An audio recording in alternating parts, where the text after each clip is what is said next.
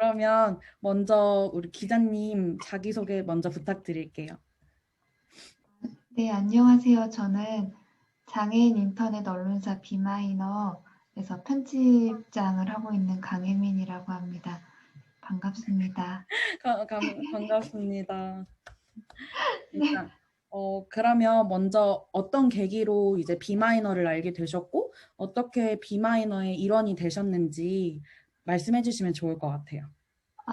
네. 저는 원래 이쪽 장애인 문제에 당시에는 관심 있거나 그랬던 건 아니었었고요. 제가 비마이너를 처음 알게 됐던 거는 2012년도였어요.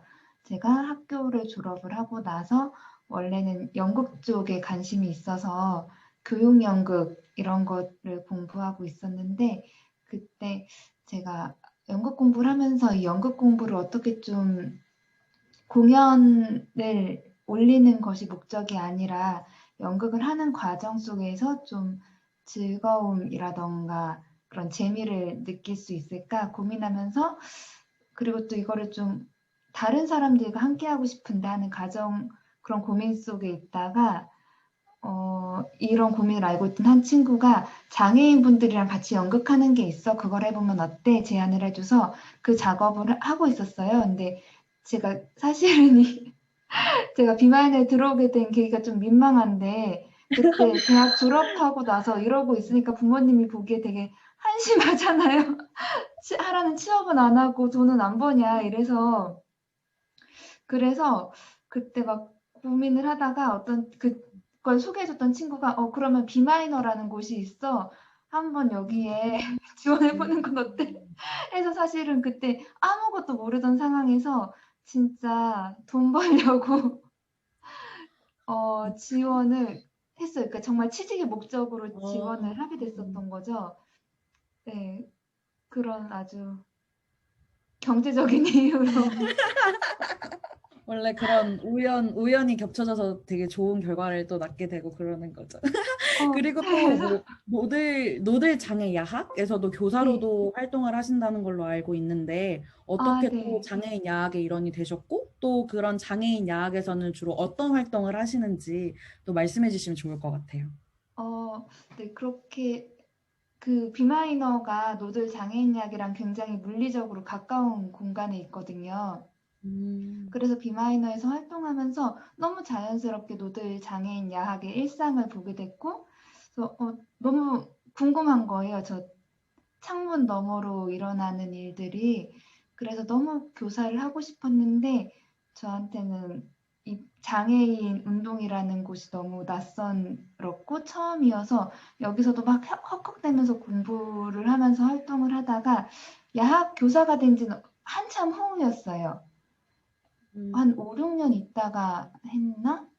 또 기억이 가물가물한데 그때 노들야학 교사를 하게 됐던 이유는 야학 학생분들이 집회 현장에 되게 많이 오세요. 음, 그런데 장애인 이슈들이 굉장히 어렵거든요. 그래서 이들이 정말 나의 문제인데 나의 문제를 정확하게 알고 있을까? 이 집회에 참석한 이유를 정확하게 알고 있을까? 비마이너라는 매체가 있긴 하지만 사실 장애인 노들 야학 학생분들한테 비마이너 기사는 너무 어려워요. 음, 그래서 우리는 당사자 언론을 표방하지만 사실은 당사자들이 가장 읽기 어려운 매체라고 저는 생각을 해요. 그래서 실제 비마이너를 많이 읽으시는 분들은 연구자분들이 좀 많이 읽으세요. 그래서 그 비마이너 활동을 하면서 계속 거기 그 괴리감에 대한 고민이 있었고 이 비마이너 기사를 야학 학생분들이랑 같이 읽고 싶었어요. 그래서 음, 당신네들 오늘 참여한 집회 내용은 이거였어. 우린 지금 이러한 문제에 대해서 같이 싸우고 투쟁하고 있어.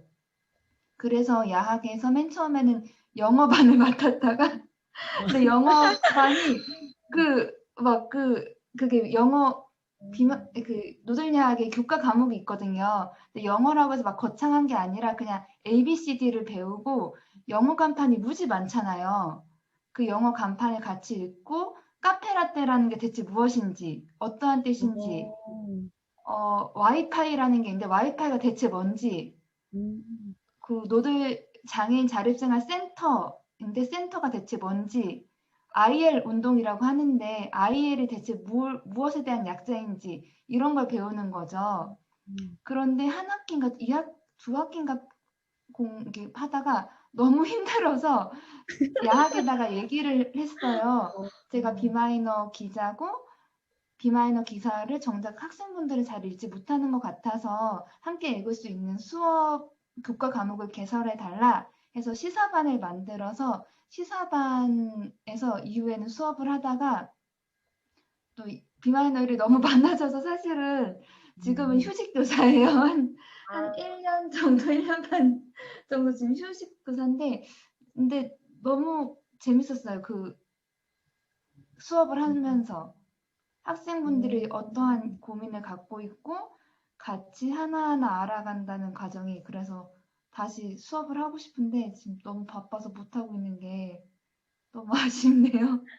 근데 그 말이 되게 와닿는 것 같아요. 뭔가 장애인 문제에 대해서 네, 장애인이 이해하기 어려워하는 그런 모순을 네, 네, 뭔가 네, 네. 해결하고자 하셨다는 그런 점이 되게 지금 와닿고, 그래서 저도 뭔가 장애인권에 대한 문제를 조금 해결해보고자, 그래도 이제 연세대학교 장애인권에 들어왔는데, 그렇게 생각해보니까 생각보다 장애인 분들이 겪고 있는 어떤 문제들이 뭐 어떤 시설, 도구 이용하는 네. 불편뿐만 아니라 어떤 그런 진짜 간판을 보는 것까지도 굉장히 그렇게 힘들 수 있겠다. 이런 네. 생각이 지금 막 스쳐 지나가게 되는 것 같아요. 그러면 혹시 되게 아까 우스갯소리처럼 되게 우연에 의해서 비마이너에서 활동을 하게 되셨다고 했는데 그게 지금 네. 굉장히 한 되게 오래전 얘기잖아요. 한 7, 8년 전 얘기잖아요. 네. 우연에 의해서 뭔가 비마이너에 들어오셨다가 비마이너에서 이렇게 꾸준하게 계속 일하게 된 어떤 원동력 같은 거 여쭤봐도 될까요? 우선은 저는 집회하는 걸 되게 재밌어해서 어, 집회하는 걸 되게 좋아해서 그러니까 그전에도 운동 쪽에는 관심이 있었거든요. 근데 사실은 제가 생각하고 참여했었던 집회, 운동 이런 것도 다 비장애인 중심이었던 거죠. 그래서 맨 처음 어, 장애 그때 제가 2012년 2월에 들어왔는데 이제 3월 되고 하면 한창 이제 4.20 투쟁 맞이해서 그 집회를 열심히 하는 아, 시절이거든요. 그래서 그때 장애인 집회를 사실 그때 처음 참여하고서 이 대열을 맞추기 어려운 이 뭔가 어수선한 현장이 되게 낯설면서 뭔가 되게 재밌고 어, 적이고 신선한 느낌? 네, 되게 신선한 어, 뭔가 거기에 되게 이거 뭐지 궁금증과 함께 그리고 전국 장애인 차별철폐 연대로 대표되는 이 전장현 투쟁이 뭐라 해야 되지? 이런 단어 써도 되나? 빡세잖아요. 아, 그 그쵸. 보통은 우리가 집회하면은 오늘은 여기서 해산하겠습니다 이러는데 이곳은 정말 이 문제가 관철되고 오늘의 요구사안 예를 들어서 뭐 면담을 따낸다까지 절대 물러나지 않아 그 물러나지 않는 그 명확한 전성과 무엇보다 음, 싸우고 있는 사람들 옆에 함께 하는 게 너무 좋았어요. 음, 그래서 어떤 한 친구도 저한테 장애인들 되게 열악하고 굉장히 좀 뭔가 슬프고 고통스러운 일들이 많을 것 같은데 힘들지 않아? 라고 물어보는 친구도 있었는데 저는 사실 물론 그러한 순간들도 있었고 시간들이 없었다고 하면 거짓말인데 되게 막 무너질 것 같은 순간들도 되게 많았지만 그럼에도 불구하고 우리는 여기서 싸우고 있고 마침내 싸워서 이길 거고 이 시간을 다르게 그 전과 다른 시간을 만들어낼 거라는 확신이 생기면서 그게 되게 좋은 거죠. 그래서 예전에 재작년에 저희가 장애해방 열사 작업을 했었거든요. 그 중에 인터뷰 내용 중에 그것도 홍은전 작가님이 쓴 기록 중 하나였는데 이 장애인 운동이 지난 20년 동안 굉장히 엄청난 성과들을 만들어냈어요. 그것은 내가 만든 것도 아니고 그 박경석 전장현 대표 그분이 만든 것도 아니고 우리가 모두 함께 만들어낸 것이다 라는 이야기를 했거든요. 그래서 그렇게 우리의 테두리 안에 내가 포함되어 있는 거, 내가 여기서 내 싸움의 몫을 하고 있다는 거, 그 정확한 나의 몫이 그냥 되게 재밌고 사실 그냥 너무 재밌어요. 음, 너무 재밌네요. 네. 만족합니다. 어떤 그런 사회 문제에 관한 어떤 투쟁 정신 같은 거. 이게 사실 네, 싸운다는 게 저한테 되게 중요한 것 같아요. 어, 그 홍은전 작가님이 쓴 예전 노들 야학 교사 오래 하셨던 그분이 작년인가 책을 냈거든요. 그냥 사람. 그 서문에 써 있는 내용이기도 했는데 억압받는 사람이랑 저항하는 사람은 같지 않다. 억압받는 사람이 저항하는 사람이 된다는 건 굉장히 놀라운 일이고 실제 그렇거든요. 야학 학생분들 만나서 얘기하다 보면은 이 사회에서 이 사람을 굉장히 차별하고 억압했던 그런 것들을 자연스럽게 이렇게 습득이라고 해야 되나? 그냥 자기 자신도 모르게 그냥 왜냐면 내 주변 공기가 그러니까 내가 숨을 쉬었을 때 그런 차별과 억압들이 그냥 나한테 스며들어 있는 거죠. 사실 내가 나를 억압하는 어떤 이데올로기를 비판적으로 사고하는 건 엄청난 저는 고차원적인 인식의 영역이라고 생각을 하거든요. 근데 그게 억압받는 사람한테 과연 그러한 힘을 갖는다는 게 쉬운 일인가? 어려운 일이잖아요. 그런데 여기 사람들은 그걸 해내고 있고, 그거를 또 우리 싸우려면 머리 쪽수가 되게 중요하기 때문에 조직을 하고, 그런 활동들을 하고 있다라는 거, 그게 좀 제 삶의 생기인 것 같아요. 네. 그랬다 보니까 벌써 10년 차가 됐어요. 와, 진짜. 되게 와닿는 말이 되게 많은 것 같아요. 그럼 이어서 또 도희님께서 또 준비한 질문 해주시죠. 네. 저도 사실 들으면서 굉장히 공감이 됐던 게 사실 저도 대학교 들어오기 전에는 이런 장애 인권에 대해서 정말 제3자 완전 유리되어 왔던 삶을 살아왔는데 사실 지금 제가 장애인권위원회에서 활동을 하는 것도 제가 장애인 당사자도 아니고 제 주변에도 사실 장애인 당사자인 분들이 안 계세요.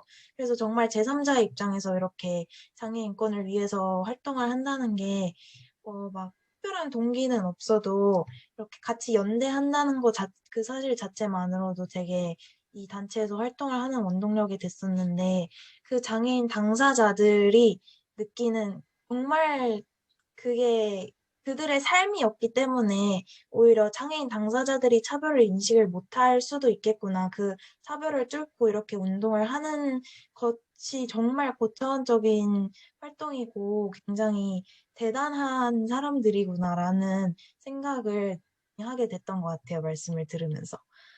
그래서 다음 질문은 이제 기자님이 비마이너에서 이제 기자 활동을 하시면서 좀 큰 질문이긴 한데 가장 기억에 남는 에피소드라든지 그런 게 있을까요?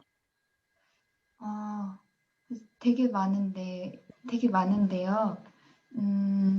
우선 가장 좀 강렬했던 기억은 2012년도에, 그러니까 정말 비마이너 들어온 지 얼마 안 됐고, 이 비마이너가 만들어진 때가 2010년이었거든요. 그래서 제가 들어왔을 때는 비마이너도 만들어진 지 얼마 안 돼서 언론사로서 막 모습을 갖춰가던 때였는데, 그때 제가 들어온 지 한 4개월 정도 됐을 때 갑자기 저희 편집장님이 어디 좀 갔다 와라 하면서 떠나게 됐는데 거기가 원주 길의 사랑의 집이라는 미신고 시설이었어요. 거기서 그 원장이 장애인 옛날에 한 80년대, 90년대부터 부모가 버린 장애인 자녀들을 자기 친자로 등록을 해서 막 그때 한창 옛날 방송에는 천사 아버지로 소개되면서 후원금을 착복하고 막 이랬었던 곳이었는데 그때 뭐 방송사에서 어떻게 하다가 추적을 해가지고 한 병원에 장애인이 10년 그리고 또 다른 병원에는 12년 동안 시신으로 냉동고에 방치되어 있었고 그 보호자가 누구냐 추적하다 보니까 그 원주 길의 사랑의 집 원장이었었던 거예요. 그 천사 아버지. 그러면서 그 시설에 저도 어쩌다가 같이 취재를 가게 됐어요. 그날. 그래서 뭐 우여곡절 끝에 활동가들이 그 문을 강제로 사실 따서 들어가서 보니까 장애인 21명이 있다고 했는데 거기 살아있는 사람은 4명밖에 없고 막 장애인들 머리 빡빡 머리 삭발하고 있고 팔에 문신 새겨져 있고 뭐 장애인 그래서 그 사람 이름 장땡땡 전화번호 적혀 있고 그 현장이 너무 충격적이었어요. 그런데 그래서 이후에 막 계속 취재를 했거든요. 근데 이 사람은 징역 3년 6개월 형 받고 그냥 다시 지금도 지역사회에서 잘 살고 계세요. 그리고 이후에 이 사람한테 갇혔다가 이렇게 탈출했던 분도 막 만나고 근데 무엇보다 저한테 강렬했던 기억 중 하나는 그렇게 그때 당시 갇혀있던 4분이 구출되어서 한 분은 얼마 안 있다가 돌아가셨어요. 지역사회에서 살다가. 그리고 이후에 재판을 하면서 이분들을 1년 후에 마주하게 될 일이 있었는데 1년 사이에 이분들이 전혀 다른 사람으로 변해 있는 거예요. 어떤 분은 머리를 길기도 하고 자신이 좋아하는 치마를 입기도 하고 그렇게 시설에 갇혀 있었을 때는 정말 어떤 이름 없는 익명으로 그 원장의 부를 채우기 위한 도구로서 존재하던 정말 그냥 생물 종으로서 인간인 거죠. 그냥 이거는 그런 도구화된 사람이 1년 후에 단 1년 후에 그렇게 자신의 취향을 가진 한 개인으로서 존재한다는 그 마법 같은 변화가 너무 신기해서 아 이래서 탈시설 하는구나 하면서 경험도 근거로서 그런 만남을 가졌던 시간들 그 시간이 되게 저한테는 너무 소중하고 좋았고 또 하나는 최근에라기에는 좀 됐지만 2018년도에 저희가 오체투지를 했어요. 4.20 장애인 차별 철폐의 날에 오체투지라는 거는 아시죠? 그 신체의 5부위가 아스팔트 바닥에 닿으면서 이렇게 기어가는 건데 말이 좋아 오체투지지 저희 그냥 기어가기 투쟁을 한 거거든요. 근데 그때 보통 장애인들이 기어간다 하면은 시장바닥에서 구걸하기 위한 신체로서 그 장애인의 신체가 보여지잖아요. 근데 그날은 싸우는 신체, 저항하는 신체, 저희가 그 광화문 앞에서 한 몇 미터 기였지? 비장애인 거리로 하면은 한 도보로 10분, 15분 되는 거리였던 것 같아요. 근데 저희 그날 거의 한 3, 4시간 기었어요. 그러니까 이 비장애인 시간으로 세팅되고 점유되었던 시간을 장애인의 시간으로 변환해내는 거, 그것이 투쟁이 된다는 거, 막 사람들 환장하는 거죠. 그 광화문 사거리가 막혔으니까. 그 투쟁이 또 너무 강렬하고 의미 있었고 저한테는 너무 좋았어요. 이것 봐, 우리는 이게 우리의 시간이고 그 말이 있거든요. 우리의 신체가 자본주의를 거부한다. 이건 옛날에 일본의 푸른 잔디해라는 되게 그 전복적인 어떤 내성마비 단체가 만든 구호인데 정말 딱 그 구호를 보여줬던 시간이었던 것 같아요. 정말 얘기를 들으면서도 굉장히 강렬하다고 느꼈는데 이렇게 아, 직접 그런 걸 겪으시니까 얼마나 그때 당시 상황이 굉장히 인상 깊게 남았을까 약간 상상이 되면서도 감히 상상할 수 없는 그런 거인 것 같아요. 사실 그리고 우리의 시간이라고 말씀을 해주셨는데 정말 들으면서 언젠가는 장애인들의 시간과 이제 보통 사람이라고 여겨지는 사람들의 시간이 같아지는 날이 오기를 정말 바라는 마음도 굉장히 약간 여기서 뜨겁게 올라오는 것 같았어요. 이야기를 들으면서. 그래서 탈시설 말씀을 해주셨는데 사실 저희 연세대학교 장애인권위원회도 탈시설에 대해서 굉장히 많은 관심을 갖고 있거든요. 그래서 기자님께서 방금도 조금 말씀을 해주셨는데 기자님께서 생각하시는 탈시설의 필요성은 무엇이고 이제 비마이너라는 언론이 장애인 탈시설에서 할 수 있는 역할 아니면 하고 있는 역할 같은 게 무엇인지 궁금합니다. 지금 요즘 한창 탈시설이 되게 뜨거운 이슈거든요. 여기서도 복지부는 어떻게든 탈시설이라는 말을 쓰려고 하지 않고 특히 요즘 이제는 발달장애인분들이 시설에 많이 계세요. 뇌병변 장애인분들이 이제 많이 탈시설하셨고 이제 정말 의사소통이 어렵거나 자기 결정권에 대해 의구심을 표하는 이른바 그런 중증 발달장애인분들이 많이 계셔서 복지부랑 시설협회 측은 이런 이야기를 해요. 의사를 자기 결정권 하는데 이 사람들한테 자기 결정권 줘야 하지 않냐, 의사 확인해야 되지 않냐라고. 근데 여기서는 장애인운동 쪽에서는 그럼 시설 들어보낼 땐 언제 자기 의사 확인한 적 있냐? 애초에 들어보낼 때부터 억지로 들여보내놓고 이제 와서 무슨 자기 결정권이냐. 그리고 시설에서 나온다는 것 자체가 그냥 기본값이 지역사회에서 사는 것이어야지 여기에 무슨 자기 결정권이 필요하냐. 이것 자체가 그런 걸 따지는 것 자체가 인권 침해다. 이런 논쟁적인 이야기를 많이 하는데 여기서 비마이너의 역할은 이런 얘기하면은 사실 장애인 문제를 잘 알지 못하는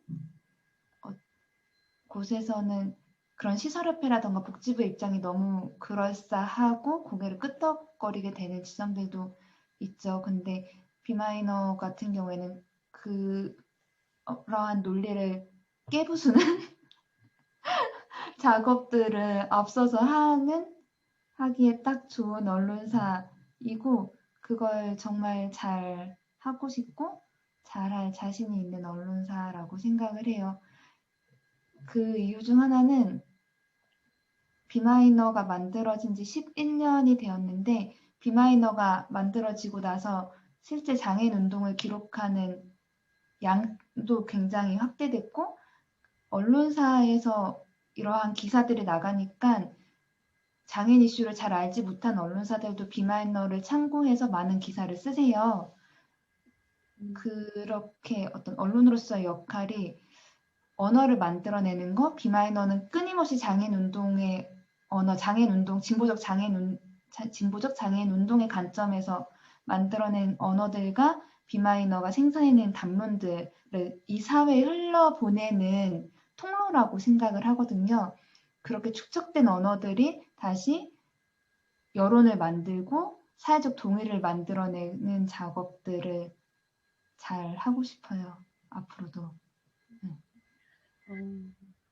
감사합니다. 사실 진짜 탈시설 얘기를 하면은 정말 빠지지 않는 얘기가 자기결정권이잖아요.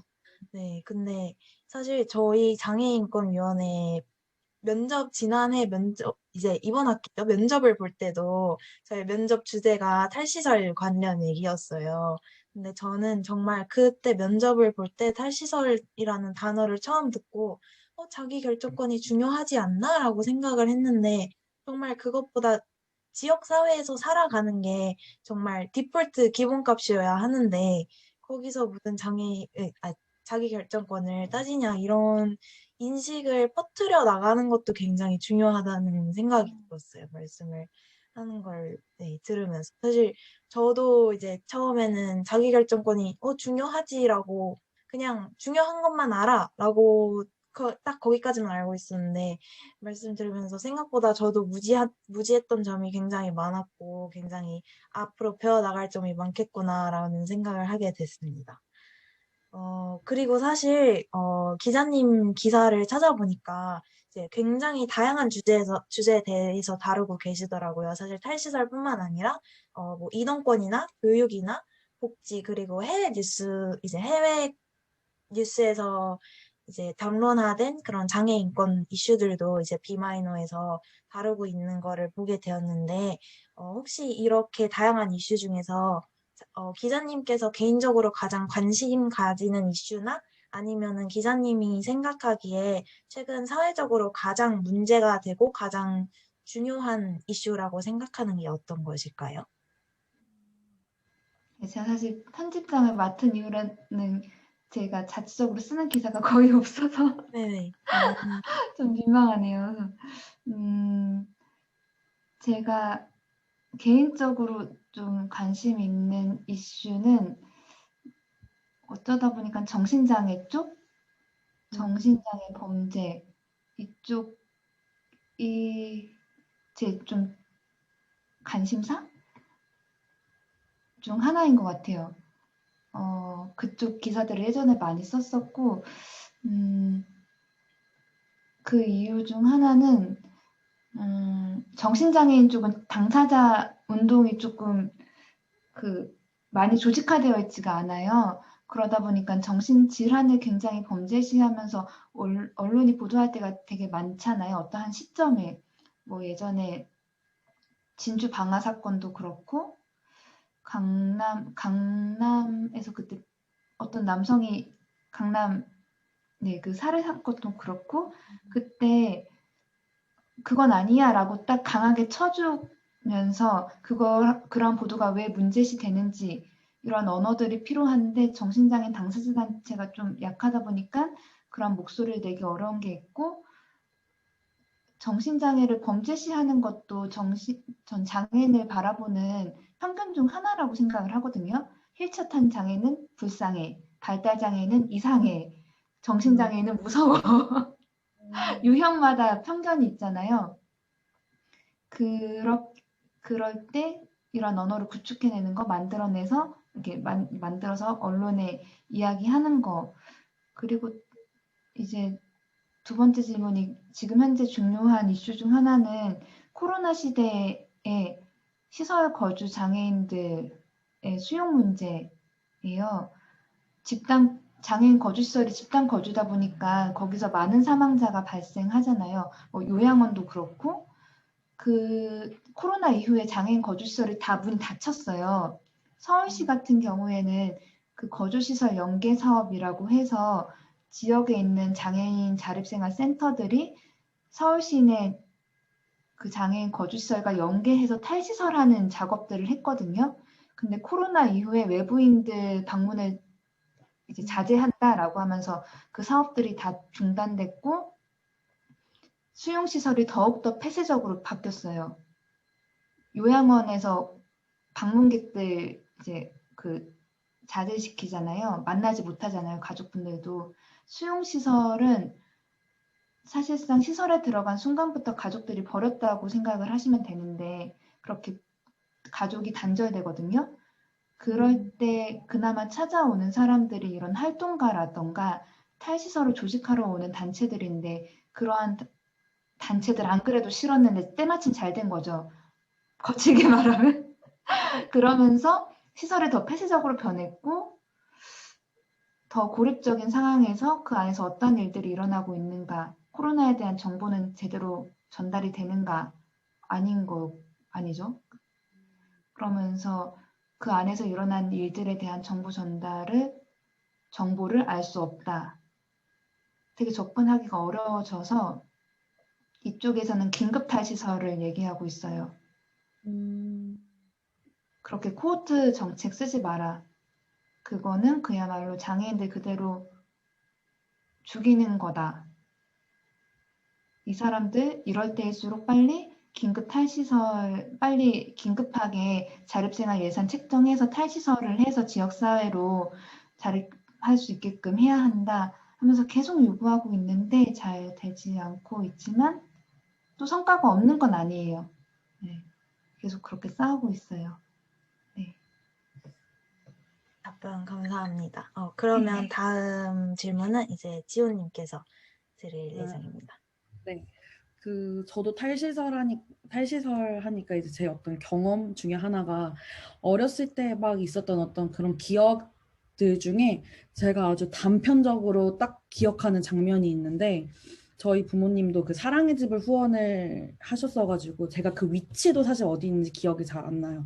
그 완전 미취학 아동일 때 그 엄마 아빠를 이제 손 잡고 그냥 주말에 어떤 그 시설에 있는 친구들 이랑은 그냥 놀러 사실 간 거였어요. 그래서 사실 저는 어렸을 때 매주 주말마다 그렇게 갔었어서 그게 그 기억이 사실 그냥 친구들이랑 놀았어 이런 기억으로 제가 남고 있었는데 제가 딱 이런 거에 관심을 갖기 시작하고 내가 뭔가 나도 이런 사회적 문제에 대해서 좀 저항해 봐야겠다 이런 인식이 딱 제가 들었던 순간 제가 기억나는 그 예전 일들이 그 시설에 있는 모든 친구들을 전부 다 테이프로 묶었었어요. 그 장면이 제 기억에 나요.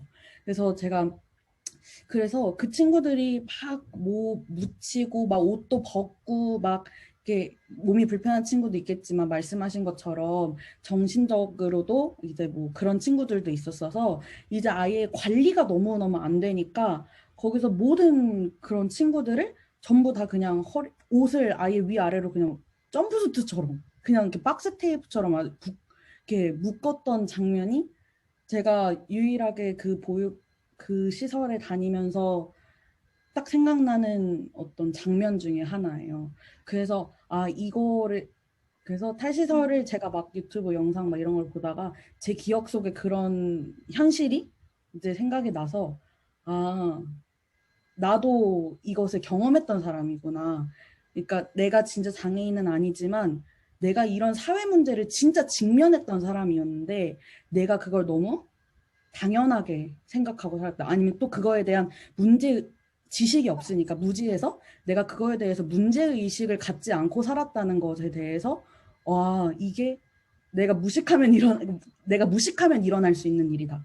이런 생각이 조금 들더라고요. 그래서 그때부터 조금 더 저도 탈시설에 대해서 좀 많이 찾아보고 그래서 알고 있다는 게 되게 중요하다. 그래서 기자님 말씀해 주신 것처럼 아까 싸운다는 게 굉장히 중요한 의미를 갖는다고 말씀해 주셨잖아요. 그래서 저도 사실 그런 것 같아요. 그래서 이렇게 진짜 싸운다는 거, 그다음에 내가 막 직접적으로 이렇게 하지 못하더라도 내가 그거에 대해서 인지하고 있다는 거, 그다음에 그게 문제라고 내가 인식한다는 거 자체가 저도 사실 진짜 이런 걸 출발이라고 생각하고 그래서 저도 이제 좀 탈시설에 대해서 관심을 갖고 이제 활동을 하면서 조금 노력을 해보려고 합니다. 그래서 진짜 오늘 너무 와닿는 게 진짜 계속 너무 많은 것 같아요. 그래서 저희 혹시 그러면 장애인 차별 철폐의 날을 맞아서 인터뷰를 하는 거니까 혹시 기자님이 생각하시기에 장애인 차별 철폐의 날이 어떤 의미를 갖는다고 혹시 생각을 하시나요? 저는 그날도 아까 이야기했었던 연장선인 것 같아요. 저희가 4월 20일을 장애인 차별 철폐의 날로 명명하는 게 예전에 듣기로는 전두환 시대 때 4월 20일 벚꽃이 만개하고 이렇게 되게 아름답고 따뜻한 봄날에 장애인들 이렇게 잘 하루 재밌게 놀라고 장애인의 날이 만들어졌다라고 들었거든요. 근데 이제 그렇게 시해와 동정의 대상이었던 사람들이 그 날을 시해와 동정을 거부하고 아니 우리는 1년 중 단 하루만 나가 노는 게 아니라 365일 나가서 놀 거야 하면서 장애인 차별 철폐해야 한다라고 외치는 날, 싸우는 날. 그거를 사실 이쪽은 365일 싸우는데 그렇게 한번 딱 선포를 하면은 또 더 힘이 있잖아요. 그래서 억압받는 사람들이 싸우는 주체로서 모습을 선명하게 드러내는 날이라고 생각을 해요. 그리고 4.20 차별 철폐의 날이 3월 26일에 그 출범식을 보통 하거든요. 3월 26일이 그 최홍란 열사 기일이에요. 옛날에 2000년대 초반에 돌아가셨는데 이분은 장애 여성이셨고 노점상이기도 했고 빈민이기도 하셨는데 당시 그 국민기초생활보장제도가 막 만들어지고 이분이 수급자가 되었는데 이 돈이 너무 턱없이 적은 거예요. 한 달에 생활하기에. 그래서 이거를 복지부 장관 니나 가져라 하면서 싸우다가 그때 이혼을 하고서 또 자녀를 키우려고 막 노점하면서 돈을 벌었더니 돈 좀 생겼다고 그 기초생활 수급자에서 탈락을 시키는 거예요. 그러면 돈이 없으면은 애를 못 데려오는데 하면서 막 싸우다가 결국에는 이렇게 음독 자살하셨거든요. 그래서 그분의 죽음을 기억하면서 그렇게 투쟁하고 싸웠던 삶을 기억하고 그 열사의 정신을 이어받으면서 싸우자 하면서 3월 26일을 시작으로 장애인 차별 철폐의 날이 4.20을 경유해 5월 1일 노동절까지 쭉 이어지거든요. 그렇게 시작점을 음, 장애 여성의 투쟁의 길을 시작으로 쭉 이어진 아주 신나는 주간이라고 생각해요. 그래서 날씨도 좋고. 맞아요. 우리 도희님께서 마지막 질문하시고 그다음 마무리 해주시면 좋을 것 같아요. 네. 사실 장애인 이제 저희 일반 달력에 보면 장애인 차별 철폐의 날이 아니라 그냥 장애인의 날이라고 써져 있는 경우가 대부분이에요. 그래서 이게 일반 사람들이 보기에는 장애인의 날이 뭐 하는 날일지 정말 감이 안 잡히겠다라는 생각도 들면서 이게 신나는 주간이라고 말씀을 해주신 게 너무 인상 깊어요. 사실 싸우고 투쟁하고 그런 게 굉장히 힘들고 지치고 그러는 일일 수도 있는데 오히려 그런 싸우는 모습을 두드러 이제 사회에서 조금 더 보여지게끔 할 수 있는 그런 특별한 날이고 특별한 기간이니까 정말 신나는 어떻게 보면은 진짜 축제의 날이 될 수도 있겠구나라는 생각도 드는 것 같아요. 그래서 저희가 준비한 마지막 질문은 약간 비장애인들이 사실 아직까지는 장애 인권이라는 인식 자체도 뭔가 이런 표현을 별로 좋아하진 않지만 자꾸 인식 개선 그런 말을 많이 쓰잖아요. 근데 이제 비장애인들이 평소에나 장애인을 마주했을 때 가장 많이 저지르는 실수는 어떤 게 있을까요? 기자님이 생각하시기에. 도와줘야 해, 막 이런 것 같아요. 이게 아까 전에도 이야기했었던 뭔가 유형마다 조금 다르지만 휠체어 탄 사람 보면 아유 도와줘야지 불쌍하다 하면서 손부터 나가는 그런데 이거 좀 물어보고 도와주던가 해야 하는데 그냥 좀 그러한 행동들 그리고 발달장애인 보면은 이렇게 좀 하면서 어떤 시선으로 드러나는 차별들 뭔가 이상해 정신장애인 분들도 좀 무서워하는 저는 이게 미디어에서 만들어낸 장애인이라는 어떤 범주화된 것들이 그대로 이 사회에 흘러들어서 구축된 편견이라고 생각을 하거든요.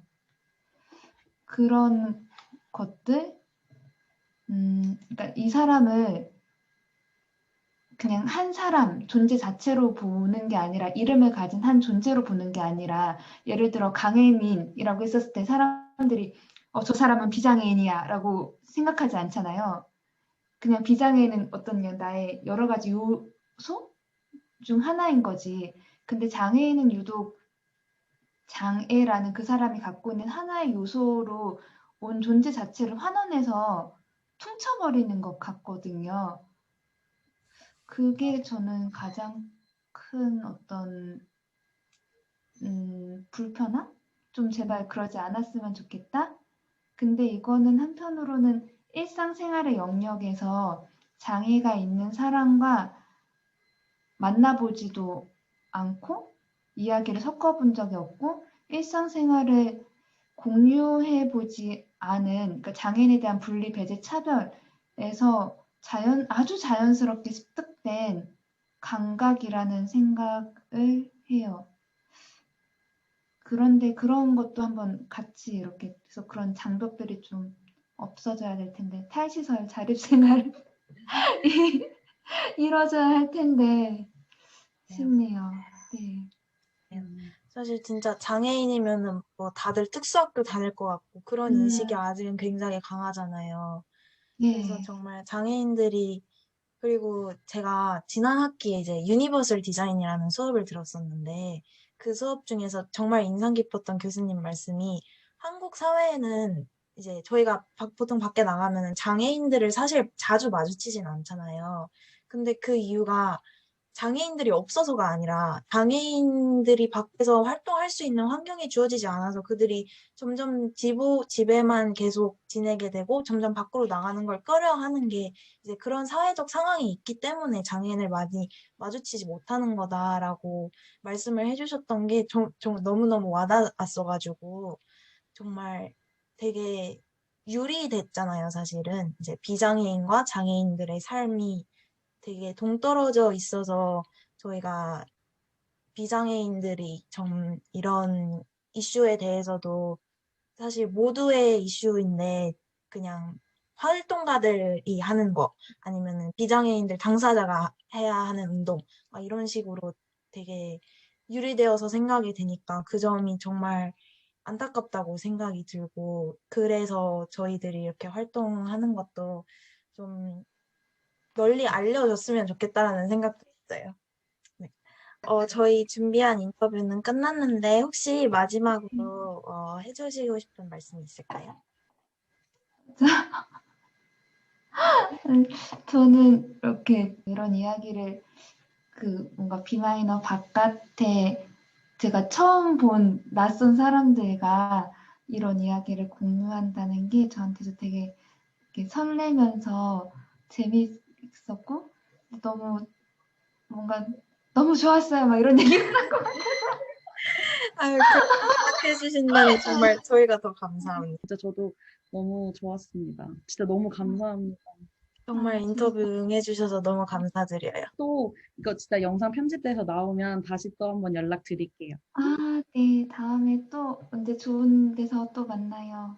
네, 감사합니다. 감사합니다. 감사합니다. 편하게 나가주시면 돼요. 네. 안녕히 계세요. 안녕히 계세요. 네.